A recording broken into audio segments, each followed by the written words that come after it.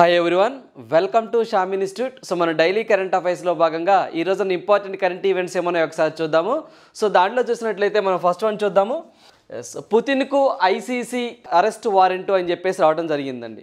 So మనకి ఏదైతే Vladimir Putin గారు ఉన్నారో, రష్యా ప్రెసిడెంట్, అతనికి ఇంటర్నేషనల్ క్రిమినల్ కోర్టు నుంచి అరెస్ట్ వారెంట్ రావడం జరిగిందండి.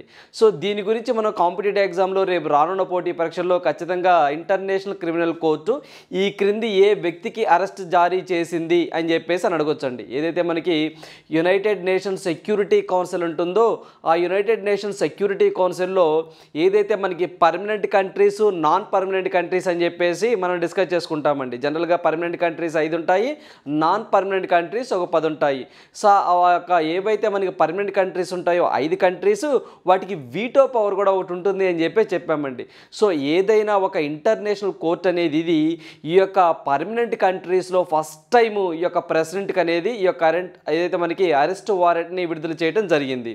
సో ఇదేందో మనం ఒకసారి చూసినట్లయితే, ఏదైతే ఈ యొక్క రష్యా అధ్యక్షుడు ఉన్నారో, ఇతను ఉక్రెయిన్కి సంబంధించి చిన్నపిల్లల్ని అక్కడి నుంచి తరలించి ఆ చిన్నపిల్లల చేత ఉగ్రవాద కార్యకలాపాలు చేపిస్తున్నాడని చెప్పేసి ఇతని మీద ఆరోపణలు అయితే రావడం జరిగిందండి. సో అందువల్ల ఇతని మీద అరెస్ట్ వారెంట్ జారీ చేయడం జరిగింది. అయితే ఉక్రెయిన్ వాళ్ళు ఏమంటారు? సో ఈ యొక్క ఉక్రెయిన్ వాళ్ళు ఈ చర్యని స్వాగతిస్తున్నాము, ఇతను చేశాడు ఈ పని అని చెప్పేసి వాళ్ళు అభియోగాలు చేశారు. కానీ వీళ్ళు రష్యా వాళ్ళు ఏమంటున్నారు? మేము ఇంటర్నేషనల్ క్రిమినల్ కోర్టులో మేము మెంబర్షిప్గా లేము కదా, మాకు మీరు ఎలా జారీ చేస్తారు ఈ వారెంట్ అని చెప్పేసి వాళ్ళు అంటా ఉన్నారు. ఈ ఘర్షణ అయితే జరుగుతూ ఉందండి. సో దీనికి సంబంధించి మనం చూస్తే, ఆమోదయోగ్యం కాని చర్యగా అభివర్ణించిన రష్యా అని చెప్పేసి, ఏదైతే రష్యా బాలల హక్కుల కమిషనర్ మారియా లోవా బెలో అని చెప్పేసి రష్యా కంట్రీకి సంబంధించిన వ్యక్తి అండి. సో ఇతనికి కూడా అరెస్ట్ వారెంట్ అనేది జారీ చేయడం జరిగింది. అంటే రష్యా అధ్యక్షుడు పుతిన్తో పాటుగా మరొక వ్యక్తి ఎవరికి అరెస్ట్ వారెంట్ జారీ చేశారు అంటే మనము మారియా లోవా బెలో అని చెప్పేసి గుర్తుంచుకోవాలండి. అదేవిధంగా భద్రతా మండలిలో 5 శాశ్వత సభ్య దేశాలలో ఒక దేశం అధినేతకు ఇలాంటి వారెంట్ జారీ కావడం ఇదే మొట్టమొదటిసారి. సో బాగా గుర్తుంచుకోవాలి ఈ పాయింట్. అంటే యునైటెడ్ నేషన్స్ సెక్యూరిటీ కౌన్సిల్లో మీ అందరికీ తెలిసిందేనండి, అమెరికా, సో అదేవిధంగా యూకే, అదేవిధంగా France, China and Russia. So ఇవి పర్మనెంట్ కంట్రీస్గా ఉంటాయండి. వీటిల్లో రష్యాకి ఇలా ఫస్ట్గా ఒక దేశం అధినేతకు ఇలా వారెంట్ జారీ చేయటం సెక్యూరిటీ కౌన్సిల్లో పర్మనెంట్ కంట్రీస్లో ఇదే ఫస్ట్ టైం అండి. సో అంతకుముందు కొంతమంది వ్యక్తులు చేశారు, వాళ్ళ పేర్లు కూడా మన ఎగ్జామ్ పాయింట్ ఆఫ్ వ్యూ గుర్తుంచుకుంటే మంచిది.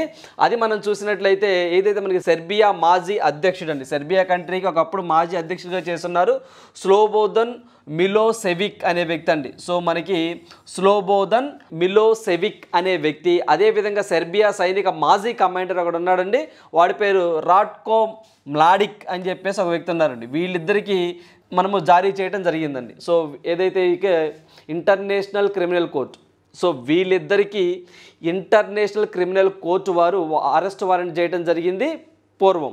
సో అదేవిధంగా ఇంకొక వ్యక్తి కూడా ఉన్నారండి, లైబీరియా మాజీ అధినేత చార్లెస్ టైలర్. అంటే మొత్తము ఒక 3 వ్యక్తులకి చేయటం జరిగిందండి. ఇక్కడ చూస్తే మనం సెర్బియా మాజీ అధ్యక్షుడు ఒక ఆయన మిలోసెవిక్, ఇంకొక ఆయన సెర్బియా సైనిక మాజీ కమాండర్ మ్లాడిక్, అదేవిధంగా లైబీరియా అధినేత చార్లెస్ టైలర్ అని చెప్పేసి ఇప్పటి వరకు వీళ్ళ 3కి ఇంటర్నేషనల్ క్రిమినల్ కోర్టు వాళ్ళు అరెస్ట్ వారెంట్ చేయడం జరిగింది. అప్పట్లో చేశారండి, మళ్ళీ ఇప్పుడు ఇక రష్యా అధ్యక్షుడు పుతిన్కి చేయడం జరిగింది. సో ఇది ఒకటి గుర్తుంచుకోవాలండి మనం ఎగ్జామ్ పాయింట్ ఆఫ్ వ్యూలో. సో ఏదైతే ఇటీవల ఏ దేశ ప్రధానికి ఇంటర్నేషనల్ క్రిమినల్ కోర్టు వారు అరెస్ట్ వారెంట్ను జారీ చేశారు అని ఎగ్జామ్లో అడుగుతారండి. సో కింద అమెరికాకు సంబంధించిన అధ్యక్షుడా, రష్యాకి సంబంధించిన అధ్యక్షుడా, ఉక్రెయిన్కి సంబంధించిన అధ్యక్షుడా, సో ఇలా డిఫరెంట్గా ఆప్షన్స్ ఉంటాయి. మనం గుర్తుంచుకోవాల్సింది మెయిన్ ఇక్కడ రష్యా అధ్యక్షుడు వ్లాదిమిర్ పుతిన్కి అరెస్ట్ వారెంట్ చేయడం జరిగింది. సో ఇప్పుడు మనకి ఇంటర్నేషనల్ క్రిమినల్ కోర్ట్ అనేది వార్తల్లోకి రావడం జరిగింది కాబట్టి, అసలు ఈ యొక్క ఇంటర్నేషనల్ క్రిమినల్ కోర్ట్ ఎక్కడ ఉంటుంది, దీని హెడ్ క్వార్టర్ ఎక్కడ, ఇది ఒకసారి చూద్దాం. దాని యొక్క ప్రెసిడెంట్ ఎవరో చూద్దామండి. ఇంటర్నేషనల్ క్రిమినల్ కోర్ట్ అనేది మనకి నెదర్లాండ్స్లోని ద హేగ్లో ఉంటుంది, గుర్తుంచుకోవాలి. సో దానికి పూర్తి అబ్రివేషన్ కూడా ఐసీసీ, అంటే ఇంటర్నేషనల్ క్రిమినల్ కోర్ట్. దీని హెడ్ క్వార్టర్ వచ్చేసరికి నెదర్లాండ్ ద హేగ్లో ఉండటం జరుగుతుంది. అదేవిధంగా ఎవరైతే ఇప్పటికి ఇంటర్నేషనల్ క్రిమినల్ కోర్టుకి ప్రెసిడెంట్గా 5th ప్రెసిడెంట్ అండి, ప్రజెంట్ ప్రెసిడెంట్గా ఒక వ్యక్తి ఉన్నారు. సో అతనే మనము పెట్రో హాఫ్మాన్స్కీ అని చెప్పేసి అంటాము. పెట్రో హాఫ్మాన్స్కీ అని చెప్పేసి ఇతను పోలాండ్ కంట్రీకి సంబంధించిన వ్యక్తి, గుర్తుంచుకోవాలి. అంటే జనరల్గా ఇలాంటివి హెడ్స్ ఏవైనా చదివేటప్పుడు అతను ఏ కంట్రీకి సంబంధించిన వ్యక్తి అని కూడా ఎగ్జామ్లో గుర్తుంచుకోవాల్సిన అవసరం ఎంతైనా ఉంది. సో ఇందువల్ల ఇతను పోలాండ్ కంట్రీకి సంబంధించిన వ్యక్తి, 5th ప్రెసిడెంట్గా చేస్తూ ఉన్నారు. దీని యొక్క హెడ్ క్వార్టర్ వచ్చేసరికి మనకి నెదర్లాండ్ ద హెగ్లో ఉంటుంది, గుర్తుంచుకోవాలి. సో అదేవిధంగా ఇంటర్నేషనల్ కోర్ట్ ఆఫ్ జస్టిస్ అని చెప్పేసి కూడా అక్కడే ఉంటుందండి, అది కూడా మనం గుర్తుంచుకోవాలి. సో ఇదండి, ఇందువల్ల ఇది వార్తల్లో రావడం జరిగింది కాబట్టి ఖచ్చితంగా మనం ప్రీవియస్ ఎవరైతే ఉన్నారో వీళ్ళకి ఎవరైతే ప్రీవియస్ అరెస్ట్ వారెంట్ జారీ చేశారో వాళ్ళ పేర్లు కూడా మనం గుర్తుంచుకుంటే మంచిది. సో నెక్స్ట్ వన్ చూద్దాము. సో నెక్స్ట్ వన్ చూసినట్లయితే నేపాల్ ఉపాధ్యక్షుడిగా రామ్ సహాయ్ యాదవ్ అని చెప్పేసి రావడం జరిగిందండి. మనకి నేపాల్లోనే మన ప్రెసిడెంట్ మారటం జరిగిందండి. సో ఇప్పుడు నేపాల్కి సంబంధించి ఉప అధ్యక్షుడు అని చెప్పేసి అంటామండి. సో వైస్ ప్రెసిడెంట్ ఒక అతను రావడం జరిగింది. సో ఏదైతే నేపాల్కి సంబంధించి మనము ప్రెసిడెంట్ ఎవరు, వైస్ ప్రెసిడెంట్ ఎవరు, అదేవిధంగా పిఎం ఎవరు, ఈ మూడు కూడా ఖచ్చితంగా గుర్తుంచుకోవాలి. కొన్ని అక్కడ నాటకీయ పరిణామాలు జరుగుతూ ఉన్నాయండి నేపాల్లో. సో దానికి సంబంధించి మనం చూసినట్లయితే 2008లో నేపాల్ రిపబ్లిక్గా అవతరించాక 3వ ఉపాధ్యక్షుడిగా మనకి రామ్ సహాయ్ యాదవ్ అనే వ్యక్తి ఎన్నుకోవడం జరిగిందండి. ఇది ఒకటి గుర్తుంచుకోవాలి. అదేవిధంగా ఇతను బహదూర్ పూను స్థానంలో, ఏదైతే మనకి నంద బహదూర్ పూన్ అని చెప్పేసి ఇతని స్థానంలో ఇతను రాబోతా ఉన్నారు, గుర్తుంచుకోవాలి. అదేవిధంగా నేపాల్కి సంబంధించి మనకి ప్రెసిడెంట్ చూసుకున్నట్లయితే రీసెంట్గా, అంటే వెరీ రీసెంట్గానే రామచంద్ర పౌడేల్ అని చెప్పేసి మనం డిస్కస్ చేసుకున్నాము. సో మనకి రామచంద్ర పౌడేల్ ఎవరి ప్లేస్లో వచ్చారండి? విద్యాదేవ్ అని చెప్పేసి ఒక లేడీ ఉన్నారండి. అక్కడ వాళ్ళ రాజ్యాంగం ప్రకారం ఏంటంటే 2 టర్మ్స్ 2 పర్యాయాల కంటే ఎక్కువగా ప్రెసిడెంట్గా చేయడానికి వీలు లేదు. అందువల్ల మనము విద్యాదేవి అనే ఆమె యొక్క పదవీ కాలం అయిపోవచ్చిందండి. సో ఆమె ప్లేస్లో రామ్ చంద్ర పౌడేల్ అనే వ్యక్తి రావడం జరిగింది, గుర్తుంచుకోవాలి. అదేవిధంగా పిఎం అండి, ప్రధాని ఎవరు ఉంటారంటే మనము పుష్ప కమల్ దహల్ అని చెప్పేసి ప్రజెంట్ ఉన్నారండి. ఇప్పుడు ఎందుకు వార్తల్లోకి వచ్చారంటే ఉపాధ్యక్షుడు రామ్ సహాయ్ యాదవ్. సో ఈ 3 పేర్లు కూడా మనం గుర్తుంచుకోవాలి. పిఎం ఎవరు, ఇంకొకసారి పిఎం ఎవరు అంటే ప్రధానమంత్రి ఎవరు, పుష్ప కమల్ దహల్. ప్రెసిడెంట్ ఎవరు, అధ్యక్షులు ఎవరు, రామచంద్ర పౌడేల్. ఇప్పుడు వచ్చిన యాదవ్, ఏ యాదవ్? రామ్ సహాయ్ యాదవ్ ఉపాధ్యక్షుడు. సో ఈ 3 పేర్లు కూడా బాగా గుర్తుంచుకోవాలండి. అదేవిధంగా మనకి బంగ్లాదేశ్కి సంబంధించి కూడా కొత్తగా ఒక ఆయన ప్రెసిడెంట్ రాబోతున్నారండి. ప్రజెంట్ బంగ్లాదేశ్ పిఎం షేక్ హసీనా గారండి. సో అతని ప్లేస్లోకి సహబుద్దీన్ చప్పు అని చెప్పేసి ప్రెసిడెంట్గా రాబోతున్నారండి బంగ్లాదేశ్కి. కొత్తగా సహబుద్దీన్ చప్పు అని చెప్పేసి రాబోతున్నారు, అది కూడా మనం గుర్తుంచుకోవాలి. సో నెక్స్ట్ వన్ చూద్దాము.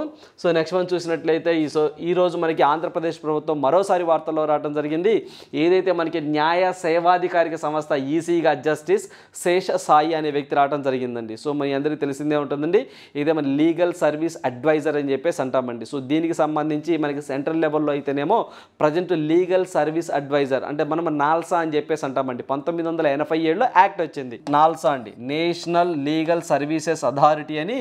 సో దీనికి సంబంధించి అథారిటీ యాక్ట్ అని చెప్పేసి ఉంటుందండి, 1987లో వచ్చిందండి. అంటే దీని మెయిన్ ఉద్దేశం ఏంటంటే పేదవారికి న్యాయ సలహాను ఉచితంగా అందించడం కోసము ఇది ఒకటి రావడం జరిగిందండి. అది సెంట్రల్ లెవెల్లో డివై చంద్రచూడ్ గారు ఉన్నారు. మన రాష్ట్ర స్థాయిలో చూసుకున్నట్లయితే న్యాయ సేవాధికారిక సంస్థ ఈసీగా జస్టిస్ శేష సాయి గారు రావడం జరిగింది, గుర్తుంచుకోవాలి. సో ఏదైతే ఈ యొక్క దీనికి ఎగ్జిక్యూటివ్ చైర్మన్గా ఇతను ఉంటారు అని చెప్పేసి హైకోర్టు న్యాయమూర్తి ఏవి శేషసాయి గారు నియమితులయ్యారండి. అదేవిధంగా ఏదైతే ఇతను ఎవరు నియమిస్తారు అంటే కూడా మన ఎగ్జామ్ పాయింట్ ఆఫ్లో గవర్నర్ గారు నియమిస్తారండి. ఏదైతే మనము హైకోర్టు సీజేను సంప్రదించిన తరువాత జస్టిస్ శేషసాయిని ఈసీగా గవర్నర్ నామినేట్ చేశారు.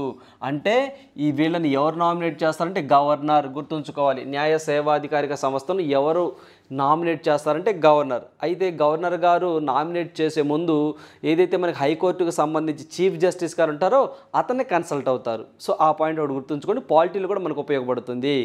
అదేవిధంగా మన ఆంధ్రప్రదేశ్కి సంబంధించి రీసెంట్గా అండి మనకి రైట్ టు ఇన్ఫర్మేషన్ యాక్ట్కి సంబంధించి చీఫ్ కమిషనర్గా ఒక వ్యక్తిని నియామకం జరిగిందండి.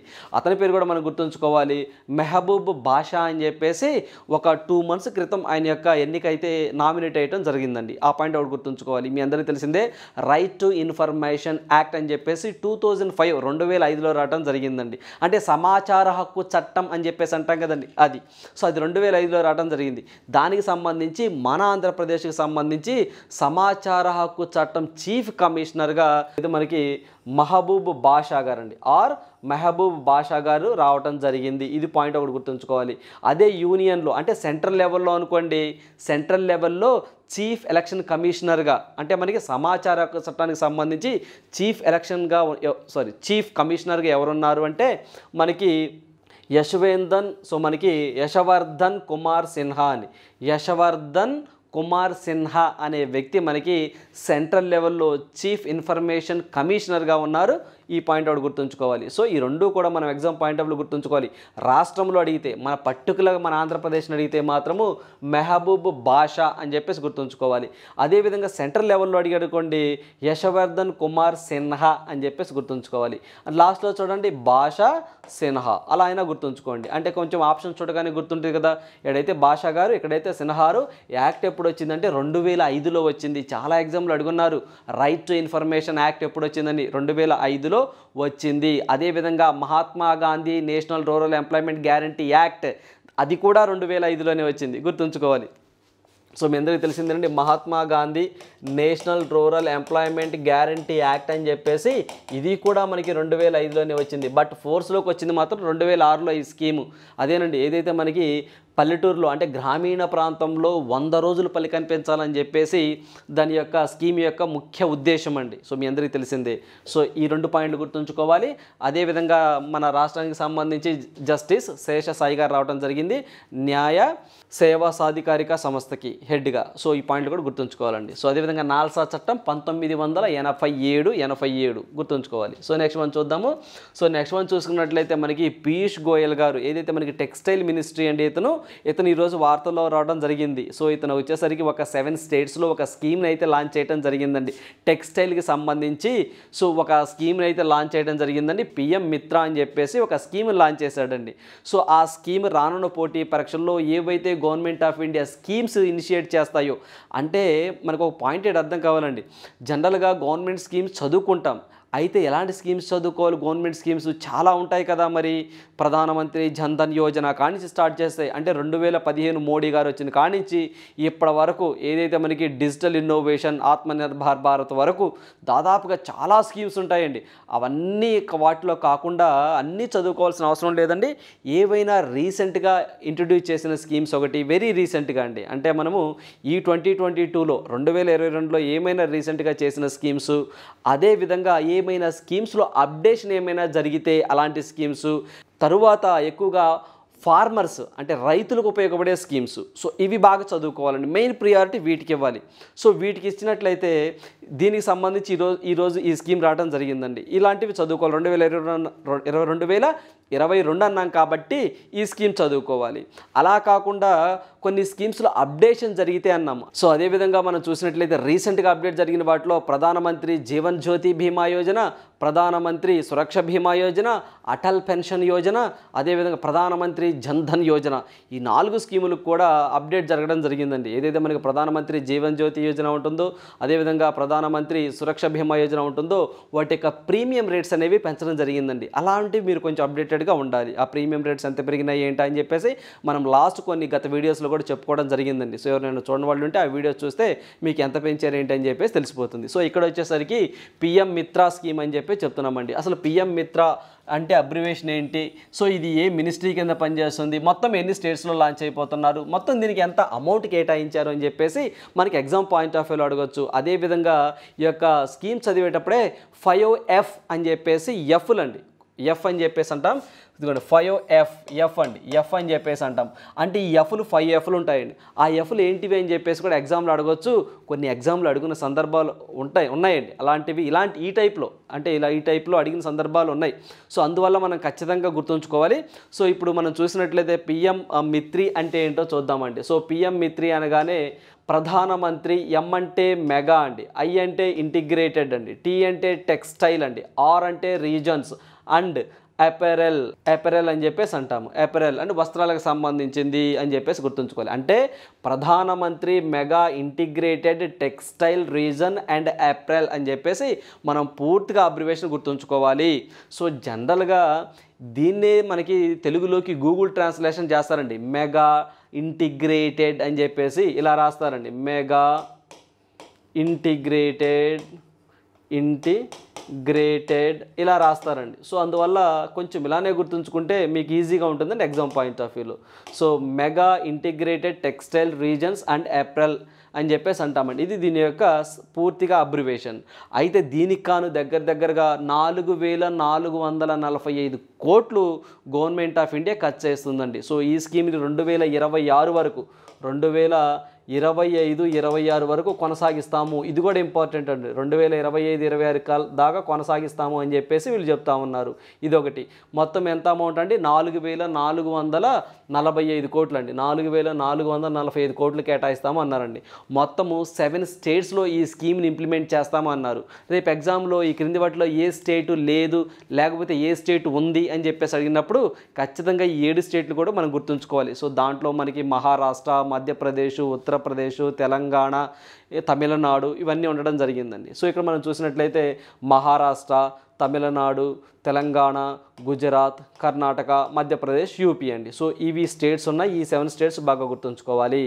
సో మనకి మధ్యప్రదేశ్, ఉత్తరప్రదేశ్, కర్ణాటక, గుజరాత్, తెలంగాణ, తమిళనాడు, మహారాష్ట్ర అండి. సో ఈ 7 స్టేట్స్ అమౌంట్ 4445 రూపాయలు. దీని యొక్క అబ్రివేషను 2025-26 వరకు ఈ స్కీమ్ని మేము ఇంప్లిమెంట్ చేస్తాము అని చెప్పేసి ఒక స్టేట్మెంట్ ఇచ్చారు. అదేవిధంగా ఈ స్కీమ్లో భాగంగానే ఏదైతే మనకి పీయూష్ గోయల్ గారు అండి, ఈయన టెక్స్టైల్ మినిస్ట్రీగా ఉన్నారు. ఇతను 5Fని మనం సాధించాలి అని చెప్పేసి ఒక స్టేట్మెంట్ ఇచ్చాడు. ఒక టర్మ్ ఉంటుంది.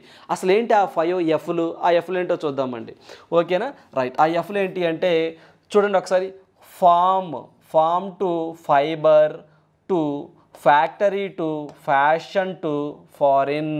అంటే ఫామ్ అనే ఒక టర్మ్ ఒకటి ఉంది. 5Pలు అంటే ఫామ్ అండి, FARM ఫామ్ అంటే వ్యవసాయం లాగా అంటే చేయడం, ఫామ్ చేయటం. అదేవిధంగా ఫైబర్ అండి. సో మనకి ఫైబర్, ఫ్యాక్టరీ, సో మనకి ఫ్యాక్టరీ.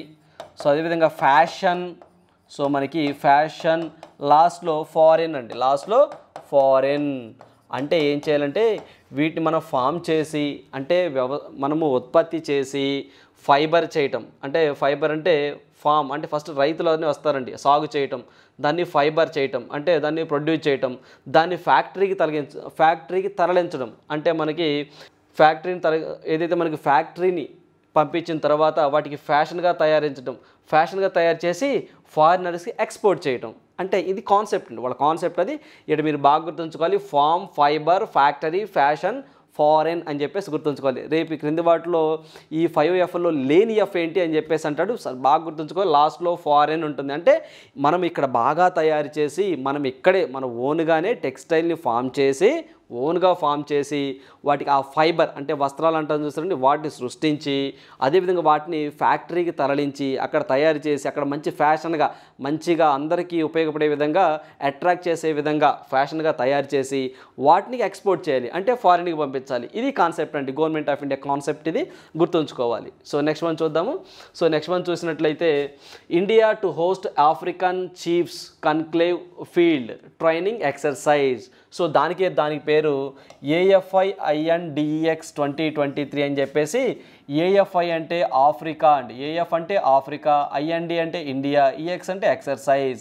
అంటే ఆఫ్రికా ఖండముతో మన భారతదేశం అనేది ఒక ఆర్మీ ఎక్సర్సైజ్ కండక్ట్ చేసిందండి. సో దానికే వాళ్ళు AF-INDEX 2023 అని చెప్పేసి పేరు పెట్టారు.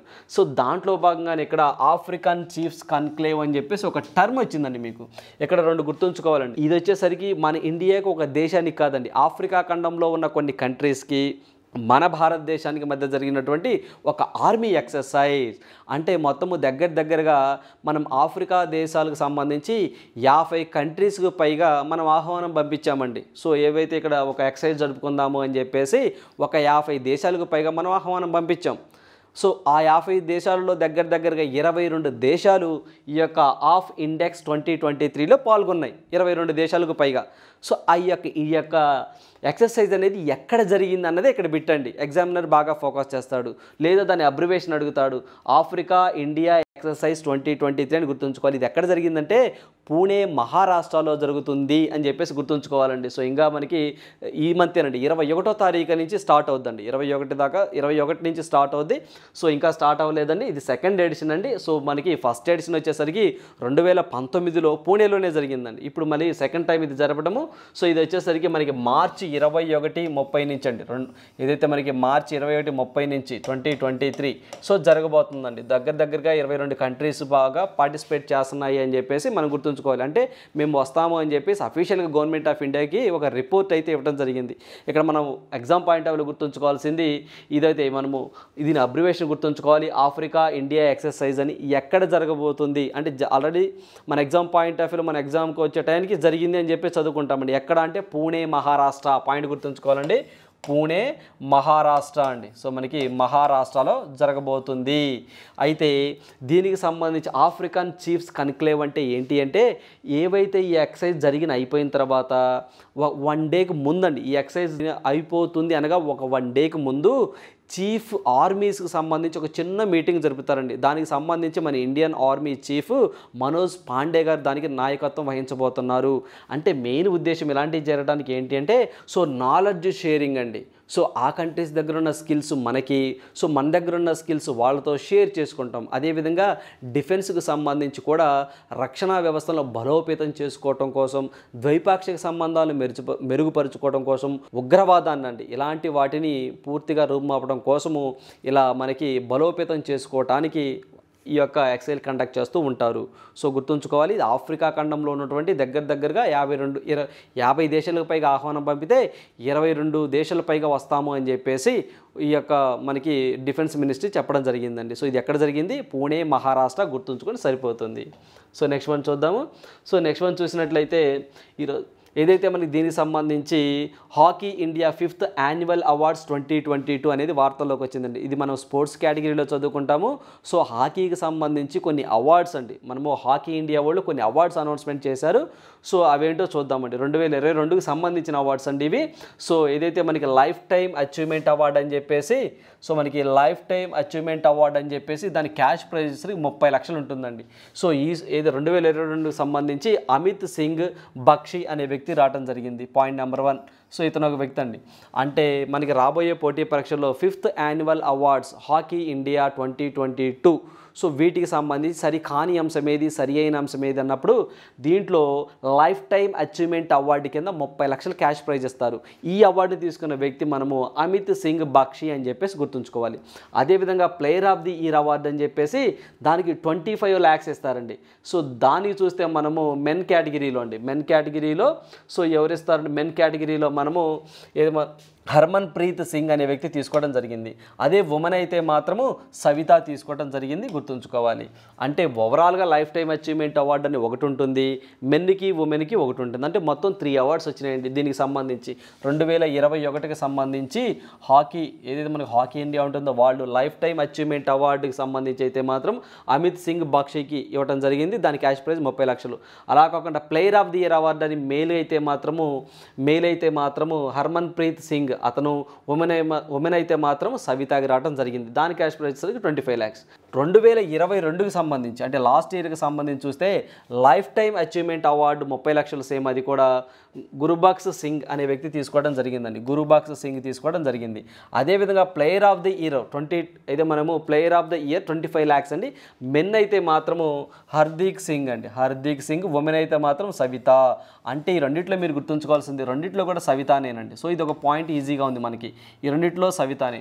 ఇక్కడ చూడండి, ఇక్కడ వచ్చేసరికి హర్మన్ ప్రీత్ సింగ్, ఇక్కడ వచ్చేసరికి హర్దీప్ సింగ్. చూడండి సింగ్ లాస్ట్లో సింగేనండి. జనరల్గా హర్దీక్ ఇక్కడ వచ్చే హర్మన్ ప్రీత్. సో ఇది కొంచెము మీరు 1కి 2 సార్లు చదువుకోనండి, ఈజీగా గుర్తుంటుంది. పెద్ద కష్టమేం కాదని నాకు తెలిసి. ఎందుకంటే ఉమెన్కి సంబంధించి 2021 కానివ్వండి 2022 కానివ్వండి సేమ్ సవిత. సో అదే మెన్ కేటగిరీ తీసుకున్నట్లయితే సింగే, ఆయన వచ్చేసరికి హర్మన్ ప్రీత్ సింగ్, ఇది వచ్చేసరికి హార్దిక్ సింగ్. గుర్తుంచుకోవాలి. ఇక్కడ లైఫ్ టైమ్ అచీవ్మెంట్ అవార్డు అయితే మాత్రము అమిత్ సింగ్ బక్షి, ఇక్కడ వచ్చేసరికి గుర్బక్స్ అంటే అలా దగ్గరగా ఉన్నాయండి. సో 1-2 సార్లు చదువుకుంటే సరిపోతుంది. నెక్స్ట్ వచ్చేసరికి 2022కి సంబంధించి కూడా అప్కమింగ్ ప్లేయర్ అని చెప్పేసి సో దీనికి సంబంధించి ఉత్తమ్ సింగ్ అనే మెన్ కేటగిరీలో ఉత్తమ్ సింగ్కి ఇచ్చారు. ఉమెన్ కేటగిరీలో మమతాజ్ ఖాన్కి ఇవ్వడం జరిగిందండి. దీని క్యాష్ ప్రైస్ 10 lakhs. సో ఇలా గుర్తుంచుకోండి. ఖచ్చితంగా దీని గురించి రేపు మనం మెయిన్స్ పాయింట్ ఆఫ్ వ్యూలో బిట్ ఎక్స్పెక్ట్ చేయొచ్చండి. సో ఏం లేదండి, 1-2 సార్లు చదవండి, ఈజీగా గుర్తుంటాయి. సో నెక్స్ట్ వన్ చూద్దాము. సో నెక్స్ట్ వన్ చూసినట్లయితే ఈరోజు మరోసారి మనకి గిర్ ఫారెస్ట్ నేషనల్ పార్క్ వార్తల్లోకి రావడం జరిగిందండి. ఈ యొక్క గిర్ ఫారెస్ట్ నేషనల్ పార్క్ అనేది మనకి గుజరాత్లో ఉండటం జరుగుతుంది. అదేవిధంగా ఇక్కడ మనకి బార్దా వైల్డ్ లైఫ్ శాంచురీ అని చెప్పేసి కూడా ఉంటుందండి గుజరాత్లోనే. ఏదైతే మనకి బార్దా వైల్డ్ లైఫ్ శాంచురీలోకి దగ్గరగా 40 ఆసియా సింహాలనండి. మనకి ఆసియా సింహాలు ఎక్కడ బాగా ఫేమస్ అంటే మన ఇండియాలో especially Gir forest national park అని చెప్పేసి ఉంటుందండి. ఈ గిర్ ఫారెస్ట్ నేషనల్ పార్కులో దగ్గరగా 700కు పైగా ఆసియా సింహాలు ఉన్నాయండి. బాగా పాపులేషన్ బాగా ఉంది అక్కడ. సో వాటిలో నుంచి ఒక 40 సింహాలను, ఆసియా సింహాలను ఇక్కడ బార్దా వైల్డ్ లైఫ్ శాంచురీలోకి రీలొకేట్ చేస్తున్నారు. సో ఖచ్చితంగా రానున్న పోటీ పరీక్షలో ఇలాంటివి మన ఎగ్జామినర్ ఫోకస్ చేయొచ్చు. ఈ 2 నేషనల్ పార్క్స్, ఒకటేమో వైల్డ్ లైఫ్ శాంచురీ, ఒకటేమో నేషనల్ పార్క్, ఈ 2 ఎక్కడ ఉన్నాయని చెప్పేసి గుర్తుంచుకోవాలి. మొత్తం ఎన్ని సింహాలను వాళ్ళు రీలొకేట్ చేస్తున్నారని చెప్పి గుర్తుంచుకోవాలి. అదేవిధంగా ఈ సింహాలకు సంబంధించి శాస్త్రీయ నామం, సైంటిఫిక్ నేమ్ ఏంటి అని చెప్పేసి కూడా మన ఎగ్జామ్ పాయింట్ ఆఫ్ వ్యూలో గుర్తుంచుకోవాలి. సో ఇవన్నీ మనం చూసినట్లయితే ఇక్కడ గుజరాత్ యొక్క బార్దా వైల్డ్ లైఫ్ శాంచురీ ఆసియా సింహాలకు 2వ నివాసంగా ప్రతిపాదించబడింది అని చెప్తున్నారండి. సో ఇక్కడ మనం చూస్తే గిర్ నేషనల్ ఫారెస్ట్ నుండి 40 సింహాలకు తరలించనున్నారు అని చెప్పి చెప్తున్నారు. మీ అందరికీ తెలిసిందేనండి, వైల్డ్ లైఫ్ ప్రొటెక్షన్ యాక్ట్ 1972 అని చెప్పేసి ఉంటుందండి. 1972 ఈ యాక్ట్ ప్రకారం బేస్ చేసుకొని మాత్రమే ఒక నేషనల్ పార్క్ కానీ ఒక వైల్డ్ లైఫ్ శాంచురీ కానీ అలా డిక్లేర్ చేస్తూ ఉంటారు. దీంట్లో భాగంగానే సింహాల తరలింపు కానివ్వండి, వాటి యొక్క సంరక్షణ కానీ చూసుకుంటూ ఉంటారనమాట. సో ఇక్కడ మనం చూస్తే మనకి గిర్ ఫారెస్ట్ నేషనల్ పార్క్ అని చెప్పేసి గిర్ ఫారెస్ట్ నేషనల్ పార్క్ అని చెప్పేసి ఉంటుందండి, గుజరాత్లో ఉంటుంది. సో ఇక్కడ దగ్గరగా 700 ఆసియా సింహాలు ఉన్నాయండి. సో వీటి పాపులేషన్ బేస్ చేసుకొని ఇక్కడ మనకి బార్దా వైల్డ్ లైఫ్ శాంచురీ అని చెప్పేసి అక్కడ ఆసియా సింహాలకి వాటి యొక్క మనుగడకి, వాటి యొక్క నివాసానికి అనుకూలంగా ఉంటుంది అని చెప్పేసి మనకి ఏదైతే మనకి ఒక వైల్డ్ లైఫ్ వార్డినర్స్ అని చెప్పేసి ఉంటారండి. సో మనకి వాళ్ళు అక్కడికి రీలొకేట్ చేయొచ్చు అని చెప్పేసి ఒక రిపోర్ట్ రిలీజ్ చేయడం జరిగిందండి. సో దాంట్లో భాగంగానే ఈ యొక్క గిర్ ఫారెస్ట్ నేషనల్ పార్క్ నుంచి మనకి బార్దా వైల్డ్ లైఫ్ శాంచురీకి లికోట్ చేయబోతున్నారు. గుర్తుంచుకోవాలి, 2 కూడా మనకి గుజరాత్లోనే ఉంటాయి. ఈ రెండు కూడా మనకి గుజరాత్లోనే ఉంటాయి. ఎన్ని సింహాలు? 40 సింహాలు అండి. ఇది ఒకటి గుర్తుంచుకోవాలి. అదేవిధంగా మనకి 2018లో అంటే 2018లో కెనైన్ డిస్టెంపర్ వైరస్ వచ్చి ఈ యొక్క గిర్ ఫారెస్ట్ నేషనల్ పార్క్లో దగ్గరగా 10 నుంచి 15 సింహాలు చనిపోవడం జరిగిందండి. అప్పుడు అలా చనిపోయినప్పుడు ఎగ్జామినర్, అప్పుడు 2018 మనకి ఎస్ఐ కానిస్టేబుల్ ఎగ్జామ్ జరిగింది కదండి, అప్పుడు గిర్ ఫారెస్ట్ నేషనల్ పార్కులో ఏ వైరస్ వచ్చి సింహాలు చనిపోయాయి అని చెప్పేసి క్వశ్చన్ అడిగాడు. అప్పుడు దానికి ఆన్సర్ ఏంటి? కెనైన్ డిస్టెంపర్ వైరస్ వచ్చింది కాబట్టి చనిపోయినాయి అవి.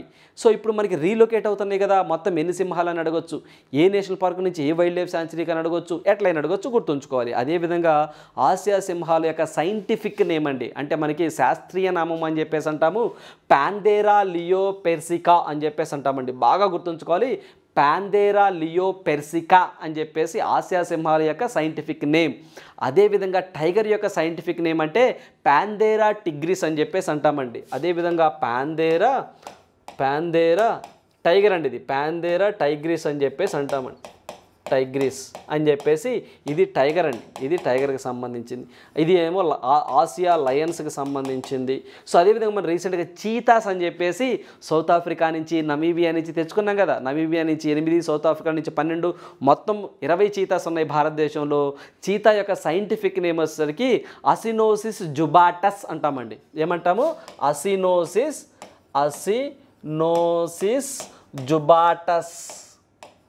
జుబాటస్ అని చెప్పేసి అంటామండి. అసినోసిస్ జుబాటస్ అని చెప్పేసి ఇవి చీతాస్ అండి, ఇవి చీతా యొక్క సైంటిఫిక్ నేమ్. ఈ 3 కూడా మనం ఎగ్జామ్ పాయింట్ ఆఫ్ వ్యూలో గుర్తుంచుకోవాలి. టైగర్ ఏంటి? Panthera Tigris. ఆసియాటిక్ లయన్స్కి ఏంటి? పాంథెరా లియోపెర్సికా. అదేవిధంగా మనకి చీతాస్ ఏంటి? అసినోసిస్ జుబాటస్ అని చెప్పేసి అంటామండి. ఇవి గుర్తుంచుకోవాలి. అదేవిధంగా ఇది కాన్సెప్ట్ కూడా గుర్తుంచుకోవాలండి. వెరీ వెరీ ఇంపార్టెంట్ రానున్న పోటీ పరీక్షల్లో వైల్డ్ లైఫ్ ప్రొటెక్షన్ యాక్ట్ 1972 గుర్తుంచుకోవాలి. సో నెక్స్ట్ మనం చూద్దాము.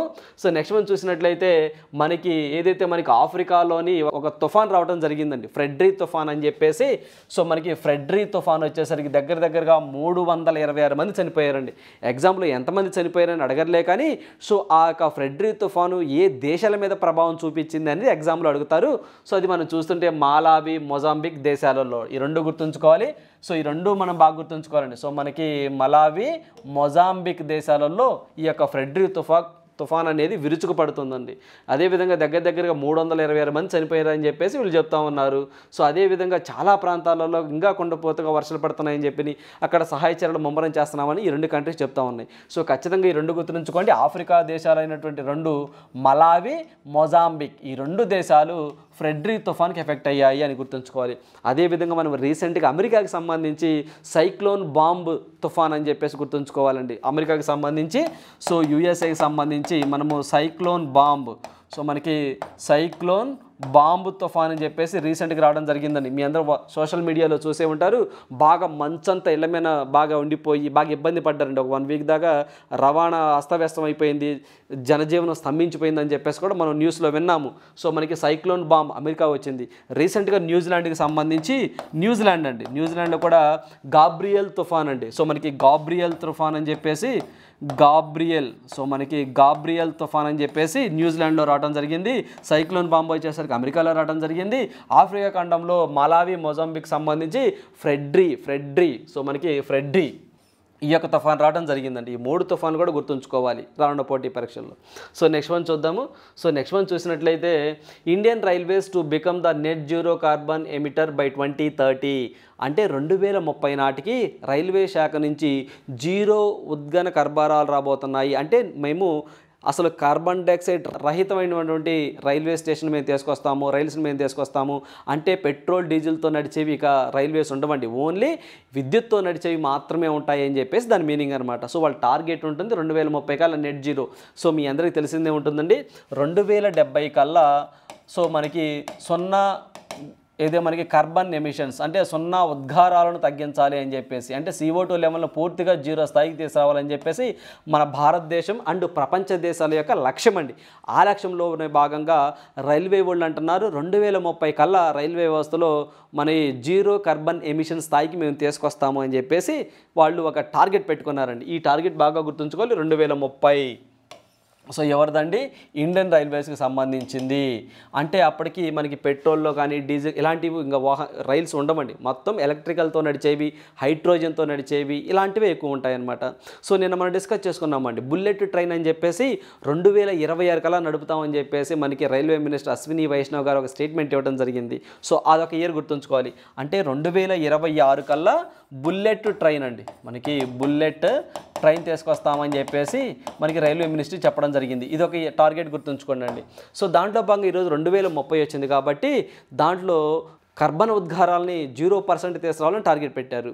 అదొక పాయింట్ ఒకటి గుర్తుంచుకోవాలి. సో మనకి 2030 అనగానే గవర్నమెంట్ ఆఫ్ ఇండియా టార్గెట్స్ కొన్ని ఉంటాయండి. సో 2030 అనగానే మలేరియా వ్యాధిని పూర్తిగా ఇండియా నుంచి తరిమి వేయాలని చెప్పేసి టార్గెట్ ఒకటి ఉంది. ఏదైతే 2030 నాటికండి. సో మనకి 2030 నాటికి రెబీస్ వ్యాధి అండి. మీ అందరికీ తెలిసిందేంటంటే రెబీస్ వ్యాధి కుక్క కాటు వల్ల వస్తుందండి. ఏదైతే కుక్క కాట్లు బాగా ఎక్కువ అవుతున్నాయండి. పర్టికులర్గా మన భారతదేశం తీసుకుంటే మన భారతదేశంలో ఎక్కువగా మహారాష్ట్రలో కుక్క కాట్లు జరుగుతున్నాయి, తర్వాత తమిళనాడులో ఎక్కువగా జరుగుతున్నాయి, సెకండ్ ఆంధ్రప్రదేశ్ అనేది 3వ ప్లేస్లో ఉంది ఈ కుక్క కాటుల్లో గుర్తుంచుకోవాలి. సో కుక్క కరిస్తే మనకి రెబీస్ అనే వ్యాధి వస్తుంది.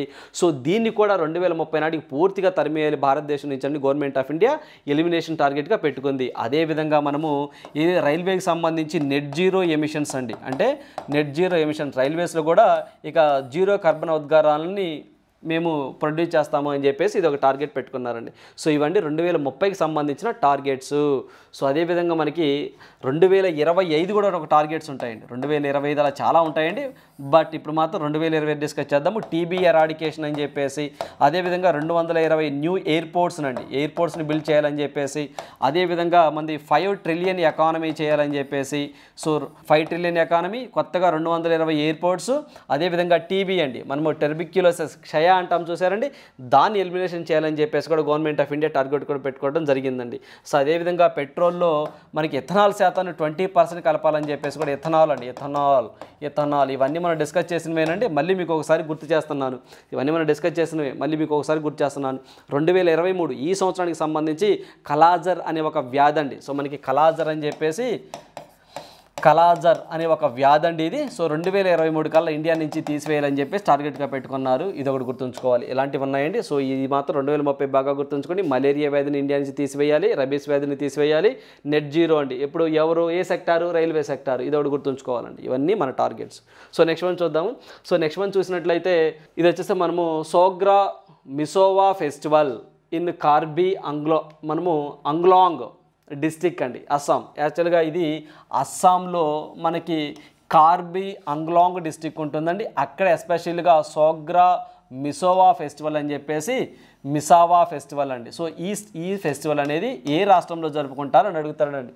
సో మనకి డిస్టిక్ గుర్తుంచుకోకపోయినా అస్సాం అని చెప్పేసి మనం గుర్తుంచుకోండి, అస్సాం అని చెప్పేసి మనం గుర్తుంచుకోవాలి. యాక్చువల్గా ఫోక్ డ్యాన్సెస్ అనేది ఒక బిట్ అడగడం జరుగుతుందండి. సో మనకి క్లాసికల్ డ్యాన్సెస్, ఫోక్ డ్యాన్సెస్ ఉంటాయి. ఎస్పెషల్లీ మనకి ఫోక్ డ్యాన్స్ మీద ఎక్కువ ఫోకస్ చేస్తూ ఉంటాడు. రేపు రానున్న పోటీ పరీక్షల్లో సోగ్రా మిసావా అని ఈ ఫెస్టివల్ ఏ రాష్ట్రంలో జరుపుకుంటారంటే అస్సాం అని చెప్పేసి గుర్తుంచుకోవాలి. సో ఇంకా అస్సాంలో మనం చెప్పుకున్నట్లయితే మనకు బీహూ ఫెస్టివల్ మీకు బాగా తెలుసండి. సో మనకి బీహూ ఫెస్టివల్ అని చెప్పేసి, సో అదేవిధంగా వాంచువా ఫెస్టివల్ అని చెప్పేసి, మనకి వాంచువా ఫెస్టివల్ అని చెప్పేసి, అదేవిధంగా అంబుబాసి అండి. సో మనకి అంబుబాసి ఫెస్టివల్ అని చెప్పేసి, సో అంబుబాసి ఫెస్టివల్ అండి. ఇవి మూడు కూడా అస్సాంలో బాగా ఫేమస్ అండి. ఈరోజు ఇంకొక వార్తల్లోకి వచ్చింది సోగ్రా మిసావా ఫెస్టివల్ అండి. సో మిసావా ఫెస్టివల్ గుర్తుంచుకోవాలి. ఈ 4 కూడా అస్సాంలో బాగా ఫేమస్ అండి. ప్రతిసారి మీ అందరికీ తెలుసండి బీహూ ఫెస్టివల్ అని చెప్పేసి అడుగుతూ ఉంటారని గుర్తుంచుకోవాలి. ఈ బీహూ ఫెస్టివల్, అదేవిధంగా వాంగ్చువా ఫెస్టివల్, అంబుబాసి ఫెస్టివల్, సోగ్రా మిసావా ఫెస్టివల్, ఇవన్నీ అస్సాంలో సెలబ్రేట్ చేసేటువంటి ఇంపార్టెంట్ ఫెస్టివల్స్ గుర్తుంచుకోవాలి. రైట్, ఇవ్వండి ఈరోజు ఉన్నటువంటి ఇంపార్టెంట్ కరెంట్ ఈవెంట్స్. సో ఖచ్చితంగా వీటిని జాగ్రత్తగా ఒకసారి చూడండి. మెయిన్స్ పాయింట్ ఆఫ్ వ్యూలో మీ ప్రిపరేషన్ కొనసాగించండి. So thank you, all the best.